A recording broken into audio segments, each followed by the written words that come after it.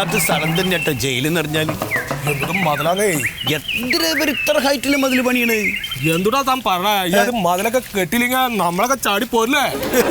എന്നിട്ട് 3 തവണ ഞാൻ ട്രൈ ചെയ്തേ. ആ രാധാകൃഷ്ണൻ സാർ ഈ മതിലിന്റെ ചുറ്റൊന്നും മാറില്ല. പിന്നെന്തുടാ ചാടണേ? അല്ല അവിടെ നിൽക്ക്. എന്താ ഇപ്പൊ അടുത്ത പരിപാടി?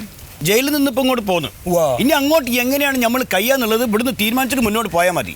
കക്കാനും പിടിച്ചറിക്കാനും മൊയ്തുവിന് കിട്ടൂല. നേരായ ബൈക്ക് എന്തെങ്കിലും ജോലി ചെയ്ത് ജീവിക്കാൻ പറ്റുമെങ്കിൽ നമ്മളുണ്ട്. എന്താ മൊയ്തു താൻ പറഞ്ഞേ? ഈ നേരായ വഴി എന്ന് പറഞ്ഞാൽ എന്തുടാ? തനിക്ക് വല്ല വിദ്യാഭ്യാസം ഉണ്ടോ? വല്ല പണി അറിയോ? 7ാം ക്ലാസ്സിൽ 3 കൊല്ലം തോറ്റില്ലേ?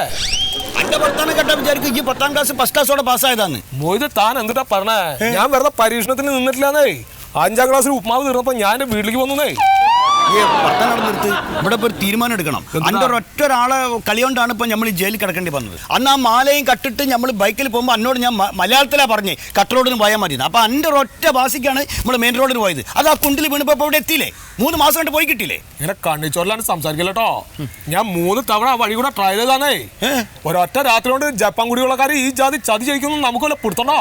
എന്തായാലും കുയിൽ വീണ് നമ്മളെ മാനം പോയി, മാലയും പോയി, ബൈക്കും പോയി, ഇതിന്റെ ഉള്ളിലുമായി. ഇനിയിപ്പോ അങ്ങോട്ട് എന്താണ് ചെയ്യാന്നാണ് നമുക്ക് അറിയാനുള്ളത്. മൊയ്തുവിന് ഇപ്പൊ എന്തുടാ വേണ്ടേ?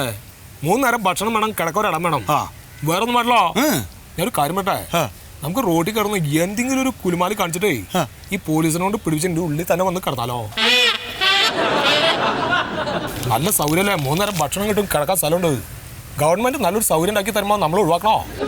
എനിക്ക് എന്തിന്റെ കേടാണ് ചങ്ങായി? ഈ മതിലിനുള്ളിൽ തന്നെ വന്ന് കിടക്കാൻ എനിക്ക് പുറലോകം കാണുന്ന ഒരു പുതിയില്ലേ? എന്തുട്ടാ ഇയാൾ പുറലോകത്തിന്റെ കാര്യം പറഞ്ഞേ? എന്തുട്ടാ പുറലോകത്തുള്ള നല്ല സൗകര്യം ഇതിന്റെ ഉള്ള?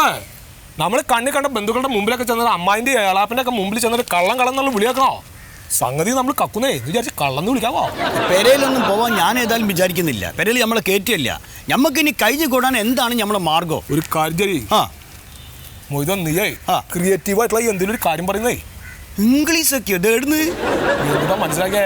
എന്റെ കൂടെ സെല്ല് കിടന്ന ആരാന്നറിയോ? നെറ്റ് വഴി കളവ് നടത്തിയിരുന്ന ഒരു നൈജീരിയക്കാരനാന്നേ.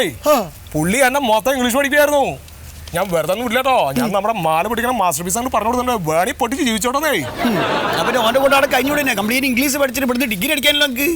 അല്ല കൈമിൽ ഇപ്പൊ എന്തുണ്ട്? കൈമിൽ 10 വിരലല്ലാതെ ഒരു സാധനം കേട്ടോ.